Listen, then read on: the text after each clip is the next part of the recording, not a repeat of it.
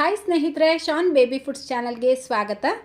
ಇವತ್ತು ಮತ್ತೊಂದು summer special ರೆಸಿಪಿನ ತಿಳಿಸ್ಕೊಡ್ತಾ ಇದ್ದೀನಿ. ಇದನ್ನು ಅಷ್ಟೇ 6 ತಿಂಗಳ ಮೇಲ್ಪಟ್ಟ ಮಕ್ಕಳಿಂದ ಹಿಡಿದು ಎಲ್ಲ ವಯಸ್ಸಿನ ಮಕ್ಕಳಿಗೂ ಮಾಡಿ ತಿನ್ನಿಸ್ಬೋದು.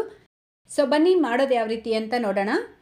ಮೊದಲು ಗ್ಯಾಸ್ ಸ್ಟವ್ ಮೇಲೆ ಒಂದು ಪ್ಯಾನ್ ಇಟ್ಕೊಂಡು 3 ಟೇಬಲ್ ಸ್ಪೂನ್ ಸಬ್ಬಕ್ಕಿ ಸೇರಿಸ್ಕೊಳ್ಳಿ. ಇದರ ಜೊತೆಗೇ 2 ಬಾದಾಮಿ 2 ಗೋಡಂಬಿನ ಸೇರಿಸ್ಬಿಟ್ಟು ಡ್ರೈ ರೋಸ್ಟ್ ಮಾಡ್ಕೊಳ್ಬೇಕು.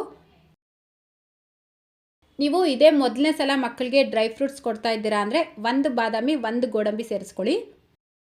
ಸೊ ನೋಡಿ, ಜಸ್ಟ್ ಒಂದು 2 ನಿಮಿಷ ಇದನ್ನು ಚೆನ್ನಾಗಿ ರೋಸ್ಟ್ ಮಾಡಿಕೊಂಡು ಸ್ವಲ್ಪ ತಣ್ಣಗಾದ್ಮೇಲೆ ಒಂದು ಬ್ಲೆಂಡರ್ ಜಾರ್ಗೆ ಸೇರಿಸ್ಬಿಟ್ಟು ನುಣ್ಣಗೆ ಪೌಡರ್ ಮಾಡ್ಕೊಳ್ಳಿ.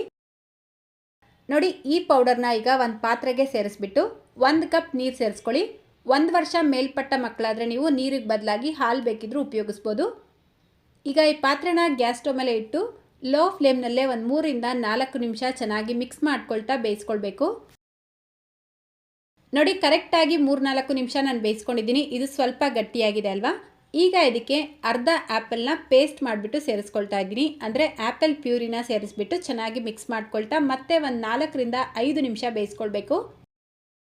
ಆ್ಯಪಲ್ಗೆ ಬದಲಾಗಿ ನೀವು ಬಾಳೆಹಣ್ಣು ಕೂಡ ಚೆನ್ನಾಗಿ ಮ್ಯಾಶ್ ಮಾಡಿಬಿಟ್ಟು ಸೇರಿಸ್ಕೊಳ್ಬೋದು.